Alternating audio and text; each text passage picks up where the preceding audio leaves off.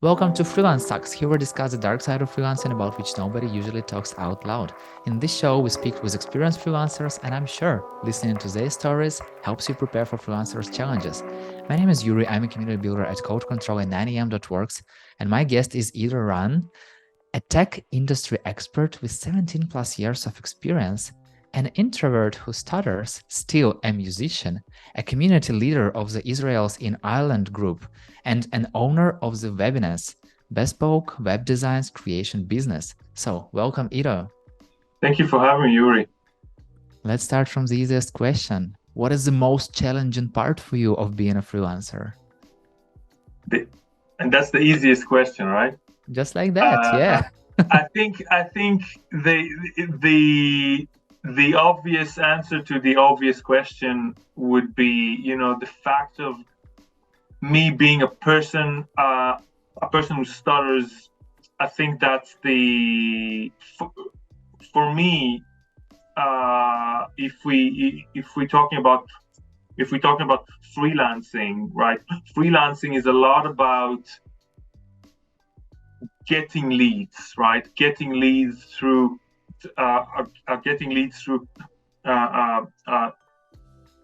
networking, or in whatever way you choose to do that.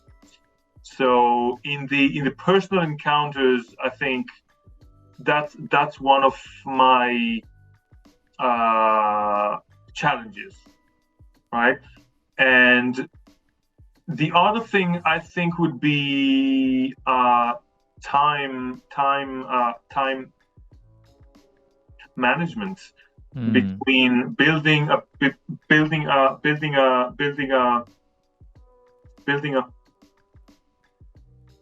business, working in the business, and being a father and having a family and trying to have hobbies, why not? And try to keep healthy. There's only 24 hours a day, and we need to sleep for 8 of them. And sometimes I wish we had at least 10 hours more in order for really to achieve what I want to achieve in a day, which is Sometimes I wish I were living somewhere on Saturn or somewhere else where the longer day. And yeah, but then everyone else would have the same amount of time as well, and it will be it's not helpful. Yeah, the same loop. You'd say, I only have 40 hours a day. 40 hours is not enough. I wish I had 20 more. Because it's always a comparison to everyone else, and I think everyone has that issue in life, regardless of being freelancers or not. I think very few have it figured out. There are those. I think there are fewer than we would like to imagine. Yeah. There are people who can sleep for 3 or 4 hours a day and be healthy and vibrant and energetic, and and keep going and use that time to whatever they want. However,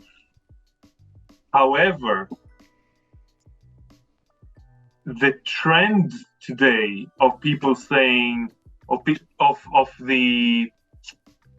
concept of the grind of you need to work instead of sleep, and kind of sacrifice your health and well-being, sleep in order to achieve more. I think it's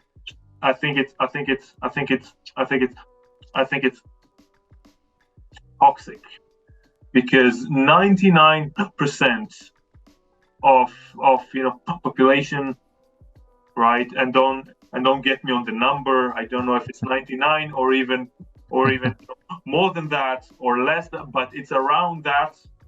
I think need around 8 hours a night, more or less. And and we try to fight it, but reality kicks in and slaps you in the face. Yeah, it's fun. It's fun. I've never heard somebody complain, "Oh my God, I have so much time. I don't know what to do with that." But people are always like, "Oh my God, I don't have time. I don't know what." So yeah, I totally get you. In your 80s, I think people would say that maybe in their 80s and in their teens when you have more time than activities, maybe.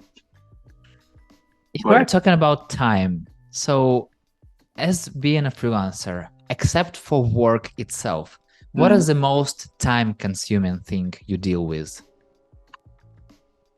As a freelancer, so in the business? Yes. I think working on the business is very time-consuming. Whether it's like we need to differentiate between growing, right, like the work of the CEO and the work of the admin, right?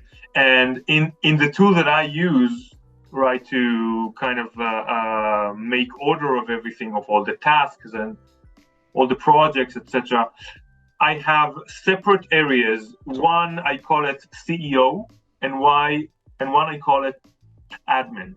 And they are both time consuming. However, one is crucial, and the other one is also crucial, but you can delegate if you're able to. The work of the CEO you cannot delegate because it is you. You're the freelancer. It's your job. And that's very, very time consuming. And people, including me, tend to kind of, leave that to, one day that we'll have time to deal with, to think about our brand strategy, to think about whom do we serve, to how to phrase things better, and those are the crucial stuff that we need to do before anything else, right? And the admin stuff also take a lot of time. So invoicing and getting quotes and even talking to clients past the initial stage can arguably be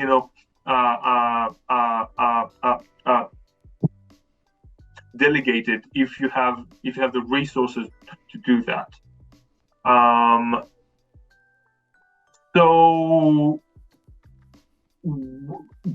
what are the things that take time? So in general speaking, I think it's important to understand that being a freelancer is a lot more than doing the work, right? Yeah. We see freelancing as doing the work, and it sometimes can be, right, like that in industries where you don't need to work on growth at all. So you just say,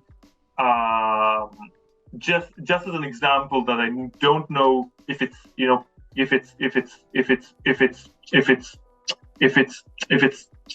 true or not, but just for the sake of the argument, right? If you'd say I'm a plumber, right? In Ireland, a good plumber probably would not need to market at all because they would just flow in. Yeah. So they still would need to do the admin work, but the CEO stuff would be less, right? Yeah. So sometimes it's like that, but in my industry and in the service industries that are more business oriented, until you reach the degree where your name is known, right? Until you reach the level of Simon Sinek, or Seth Godin, that you don't need to do any marketing, because it's your name is everything. Yeah. Until then, the amount of time that needs to go into growth and building your empire, if you will, it is, I would say, equivalent to the time of doing the work. It comes and goes. It's always like a graph, like a sinus graph. Sometimes there's more work, there's more need for a CEO's work and growing the business, and sometimes there's a need to cut everything out and just do the work because there's a deadline, because there's a peak, or whatever it is. But in general speaking, I think it's roughly the same.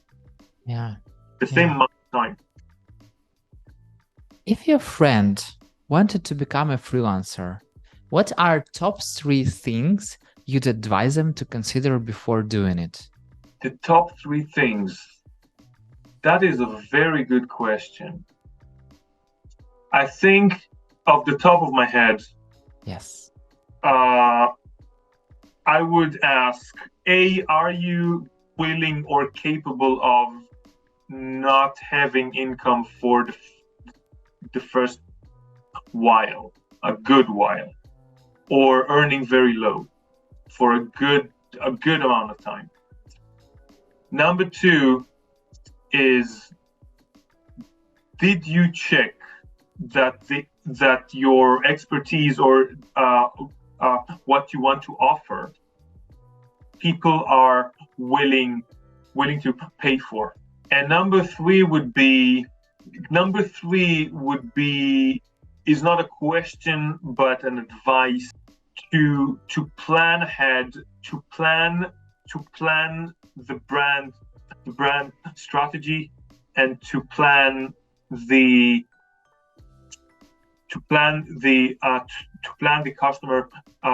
customer journey. So where they're going to market, and how, and like what's the strategy for getting new leads, right? Because a lot of people, again, myself included, think at the start that if you're very good at what you do, they will come. Yeah.